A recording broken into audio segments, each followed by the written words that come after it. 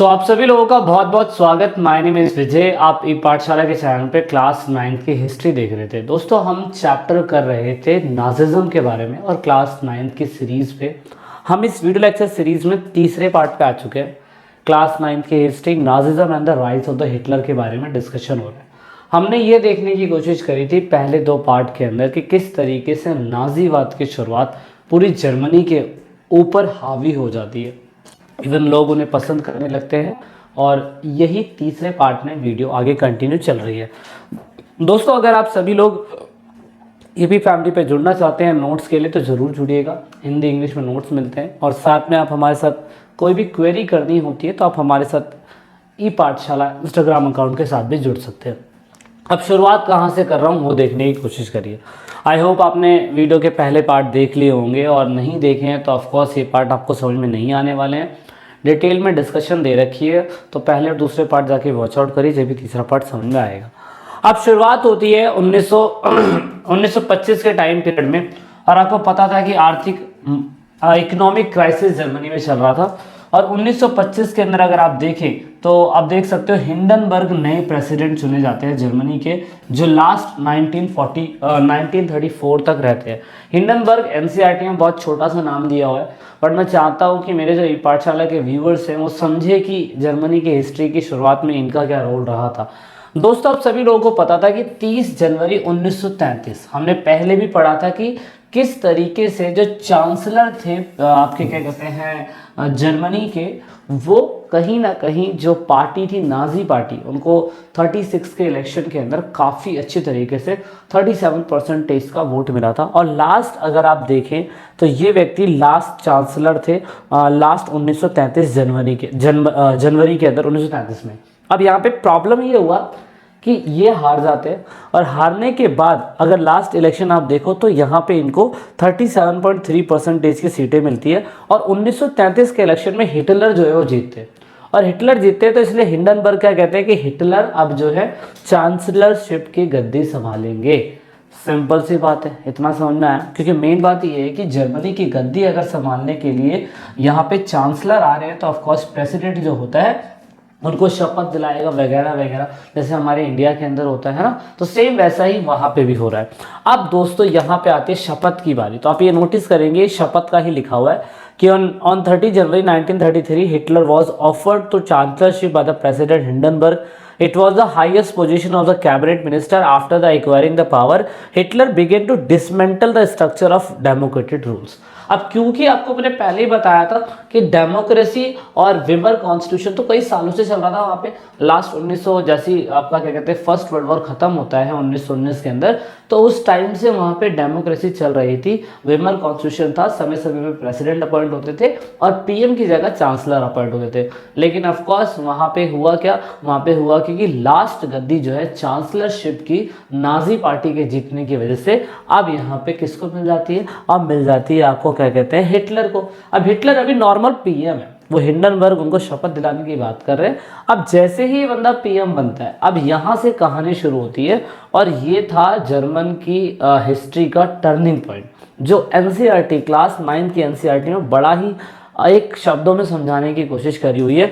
वो ये है कि वहाँ पे राइक्सटाग, ऑफकोर्स पार्लियामेंट में शपथ होती है, अगर आपको पता हो सारे लोग पार्लियामेंट में जाते हैं शपथ लेते हैं और शपथ लेने के बाद डिसाइड होता है कि आज से नए चांसलर जो है वो ये एडॉल्फ हिटलर बनने वाले।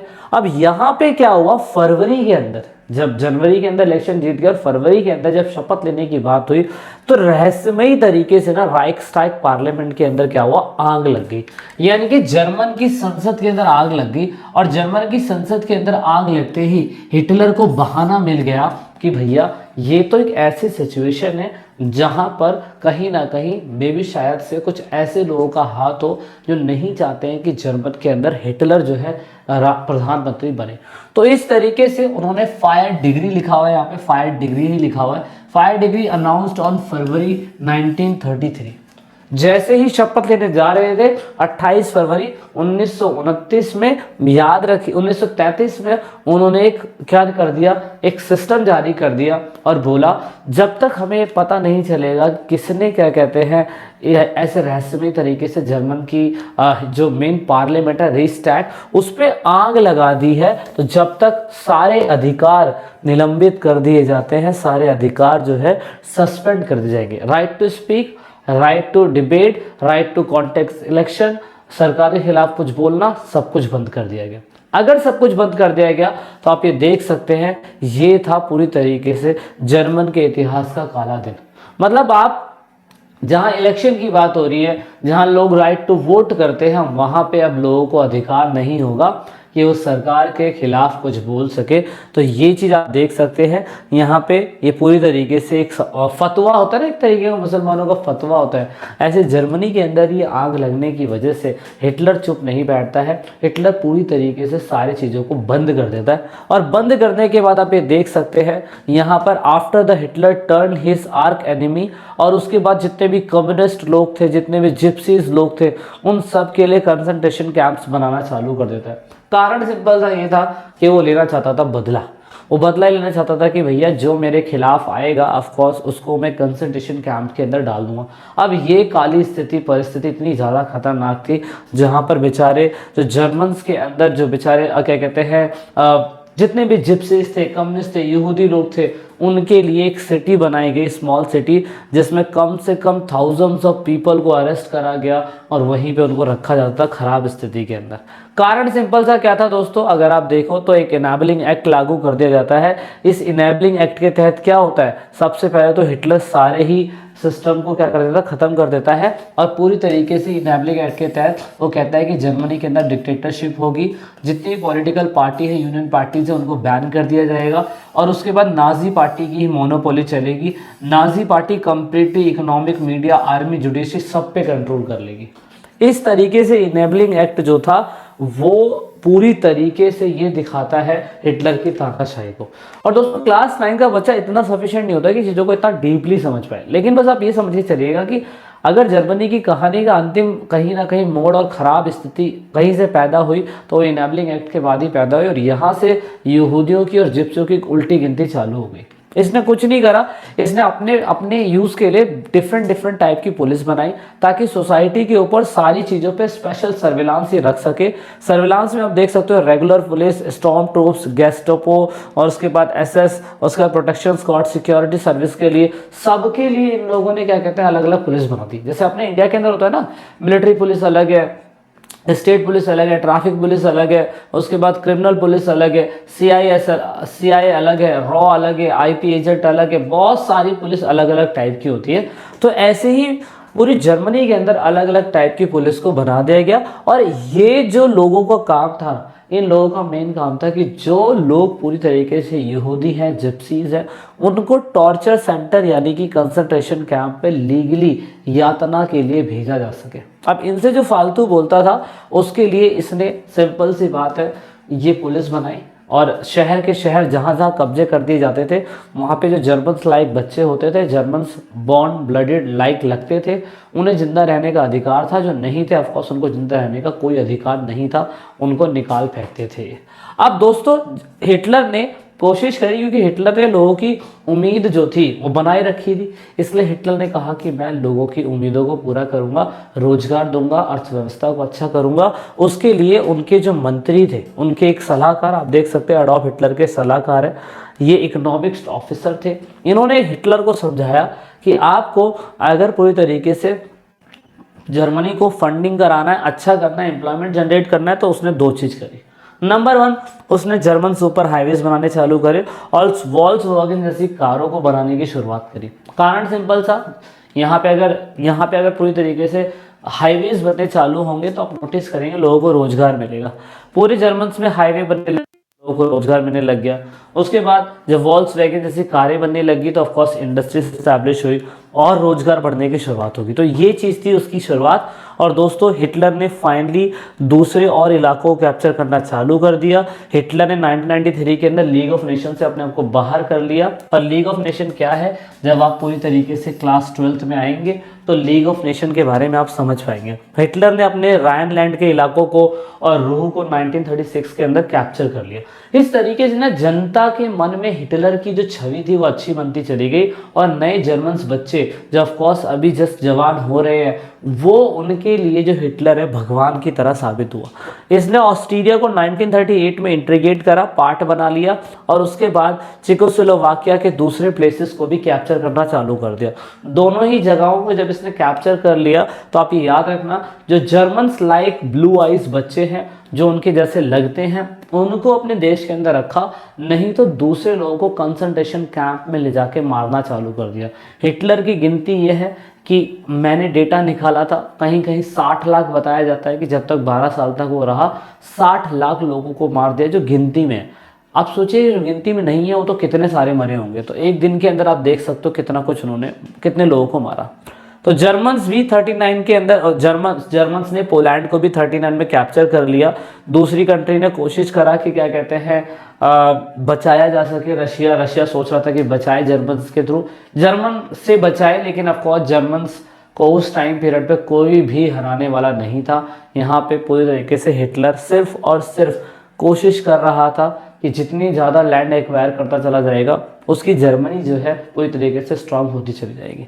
अब यहाँ पे आप कह सकते हैं कि 1940 में इसने अपनी शक्ति को एक चरम पर पहुंचा दिया और यहाँ पे आप कह सकते हैं कि उसने ट्रिपलेट पैक्ट अलायंस होता है वो साइन करवा लिया। क्या करवा लिया? जर्मनी, इटली और जापान। दोस्तों ये याद रखना 1940 में इसने ऑस्ट्रेलिया को, इटली को, जर्मनी को, जापान को एक साथ कर लिया और ये कहा कि हमें सेकेंड वर्ल्ड वॉर के अंदर कहीं ना कहीं जिन लोगों ने, ब्रिटेन ने और उसके बाद क्या कहते हैं अमेरिका ने, जो हमारे को प्रथम विश्व युद्ध के ऊपर हमारे ऊपर संधि थोप कर हमें ज़बरदस्ती फंसाया और हमारे ऊपर 6 बिलियन लिब्रे पैसा कर्जा चढ़ा दिया, अब हम उनको सबक सिखाएंगे। तो इस तरीके से जर्मनी को, हिटलर को हराने वाला कोई व्यक्ति नहीं था। इसने फाइनली पूरे हिटलर ने 1941 के अंदर हिस्टोरिकल ब्लंडर कर दिया और यहाँ पर आप देखेंगे उसने वेस्टर्न जर्मनी के कुछ प्लेसेस को बमबारी से हरा दिया और उसके बाद ब्रिटेन के कुछ हिस्सों की आर्मी को हरा दिया, उसके बाद सोवियत के कुछ प्लेसेस को हरा दिया। ऐसे करते करते करते करते करते आप नोटिस करेंगे सभी कंट्रियाँ जर्मनी से बहुत ज़्यादा वो हो गई थी कि यार ये बंदा कुछ भी कर सकता है, इसलिए सारी कंट्रियां आपस में आके मिल चुकी थी और मिलने के लिए उन्होंने ऑपरेशन बारबोसा चलाया सेकेंड वर्ल्ड वॉर के टाइम पीरियड पे। रशिया के लोगों ने पूरी तरीके से जर्मन में घुस के फिर फाइनली अमेरिका की मदद ली, सभी लोग एक साथ आए और फिर जाके जर्मन को हरा पाए। नहीं तो ऑफकोर्स बस की नहीं थी कि जर्मन्स को हराया जा सके। यूएसए ने इन्वॉल्वमेंट करी और ऑफकोर्स ये जब हुआ इन्वॉल्वमेंट जब जापान ने उनके पर्ल हर्बल वाले प्लेसेस पर, जो एक उनका कब्जाया हुआ प्लेस था, वहाँ पे जापान ने जब अटैक कर दिया तो फिर अमेरिका को इस चीज़ का गुस्सा आया और अमेरिका को जब इस चीज़ का गुस्सा आया तो फिर आप देखोगे कि उन्होंने हिरोशिमा और नागासाकी पे 1945 का वॉर ख़त्म होने के बाद, सेकेंड वर्ल्ड वॉर ख़त्म होने के बाद जापान को भी सबक सिखाया, क्योंकि कारण सिंपल सा ये था कि पूरी तरीके से जापान के और जर्मनी के साथ थे। अब दोस्तों यहाँ पे नाजी का जो व्यू है ना, ये आप पूरी एनसीईआरटी के अंदर सबसे इम्पॉर्टेंट है और यही चीज़ आपको दिखाने की कोशिश कर रही है कि किस तरीके से यहूदियों को पसंद नहीं करा जाता था नाजी लोगों के द्वारा। कारण देखो, नाजी का जो व्यू था वो बड़ा ही खतरनाक था। जो हिटलर सोचता था वही पूरा संसार, जर्मनी या पूरा जो जर्मन्स लोग थे वो यही सोचते थे। नाजी आइडियोलॉजी ये बिलीव करती थी कि वो लोग या तो पूरी तरीके से सुप्रीम हैं और जूइश लोग जो है ऑफकोर्स उनके अंडर में ही आते हैं। वो अपने आप को आर्यंस मानते थे, टॉप पे थे, और ऑफकोर्स जो जूइश लोग थे उनको ये निचले दर्जे का मानते थे। कारण सिंपल सा ये था कि ये 2 थ्योरी को फॉलो करता था। नंबर 1 थ्योरी जो हर्बन स्पेंसर की थी और चार्ल्स डार्विन की थी। चार्ल्स डार्विन की थ्योरी ये बताती है कि भाई एनिमल और प्लांट के अंदर ऐसा होता है, जो बंदा सबसे ज़्यादा पावरफुल होता है वो जिंदा रह जाता है, जो एनिमल और प्लांट कमज़ोर होते हैं वो मर जाते हैं। तो इसी वजह से जर्मन्स में भी ऐसा होता है, जो पावरफुल है वो जर्मन्स है और जूइश जो है कमज़ोर है वो मारे जाएंगे। दूसरा हर्बर्ट स्पेंसर की स्टोरी ये बताती है कि भैया स्पीशीज धरती पे बहुत सारे होते हैं, चेंजिंग क्लाइमेट के हिसाब से जो स्पीशीज बच पाती है वो अपने आप को सुरक्षित रख पाती है। और ऐसा ही यहाँ पे पूरी तरीके से हिटलर की आइडियोलॉजी थी। वो ये कहता था सिंपल सा कि जो जर्मन्स हैं वही क्लाइमेटिक कंडीशन के हिसाब से जीने का हक रखते हैं, जूइश को रहने का कोई हक नहीं है। और दूसरी उनकी थ्योरी ये बताती थी कि भैया सिंपल सा ये कि आर्यंस बच्चे जो होते हैं सबसे इंपॉर्टेंट होते हैं, वो प्योरिटी होते हैं, जबकि उन्हें ही डोमिनेंस करने का अधिकार होता है। दूसरे जो लोग होते हैं वो सिर्फ जूइश और जिप्सीज जो होते हैं वो सिर्फ मरने की कगार पे ही हैं, उनको जीना ही नहीं है। तो ये उनकी सोच थी। तो दोस्तों दूसरी एक थ्योरी थी, वो थ्योरी थी लिबरलिज्म। लिबरलिज्म का मतलब होता है ऐसे कोई भी ऐसी स्पेस जिसको कैप्चर किया जा सके अपने रिसोर्सेज के लिए, सेटलमेंट के लिए। वो थ्योरी भी जर्मन्स जो थे यानी कि हिटलर जो था उसको फॉलो करता था। इसी वजह से वो वॉर लड़ा करता था। बड़ा अजीब सा है लेकिन ऐसा होता था। इसीलिए उसने रेडिकल स्टेट्स बनाने चालू कर दिए। उसने फाइनली एक्सक्लूजन, रेडिकल कम्युनिटीज का प्योर जर्मन्स बच्चों को अलग सपने दिखाने चालू करे। उनका मानना ये था कि जो हमारे जर्मन्स में जो फिजिकल डिसेबल्ड बच्चे हैं, फिजिकल डिसेबल्ड मतलब चाहे वो जर्मन्स बच्चे ही क्यों ना हो, उनको मार दिया जाना चाहिए। और दूसरी बात, यहाँ पे जो आर्यंस बच्चे हैं वो प्योर आइस और अच्छे खासे हट्टे कट्टे हैं, तो उन्हें ही जिंदा रहने का अधिकार है। तो ये यहाँ पे जर्मनी में हिटलर ने ये सोच रखा था। तो आप सोच सकते हैं कि हिटलर कितना ज़्यादा निर्दयी था, जो अपने जर्मन्स बच्चों को भी कहता था कि जो पैरालाइज्ड है, जो चल नहीं सकते हैं, दिखने में कमज़ोर हैं, वो पूरी तरीके से अनडिजायरेबल बच्चे हैं। उसके लिए इसने एक प्रोग्राम चलाया ऐसे बच्चों को वेरीफाई करने के लिए। और ये प्रोग्राम में भी शायद से पेपर में पूछा जा सके कि ये प्रोग्राम, इसे इच्छा मृत्यु कार्यक्रम कहते हैं, इन रूसिया प्रोग्राम में इसको कहा जाता है। इस प्रोग्राम के तहत पूरे जर्मन्स में उन बच्चों को मार दिया जाता है जो बच्चे क्या कहते हैं जीने के लायक नहीं है। और ये चीज़ बहुत ही ज़्यादा गलत थी, लेकिन जर्मन्स में उनका कहने का अधिकार यही था कि भैया जो क्लाइमेटिक कंडीशन के हिसाब से बिल्कुल सही रहेगा, सिर्फ वही बचने का अधिकार रखता है और वही जिंदा रह सकता है। और इस हिसाब से उन्होंने स्टेरियोटाइप बताया कि भैया जीसस को मारने वाले जूइश लोग हैं और ऑफ कोर्स उनको जीने का कोई अधिकार नहीं है, उनको अपनी ज़मीनें छोड़ के जानी पड़ेगी। इसीलिए वो मानते थे कि ये लोग सिर्फ कर्जा देकर उस पर ब्याज लेने वाले व्यक्ति यही होते हैं। ये सिर्फ लोगों को निचोड़ते हैं या लोगों की कमजोरियों का गलत इस्तेमाल करते हैं। ये पूरी जर्मन्स में फैलाया गया। इसीलिए बहुत बड़ी मात्रा में नाजी लोगों ने 1933 से लेकर 1938 के बीच में पूरी कंप्लीटली जूइश लोगों को जर्मन से निकालने की ठान ली थी। और इस तरीके से आप कह सकते हैं कि उनके लिए कॉन्सेंट्रेशन कैंप बनाए गए। कॉन्सेंट्रेशन कैंप में आप देख सकते हैं 1939 से लेकर 45 के बीच में उन्होंने बहुत सारे लोगों को दर्दनाक की मौत दी।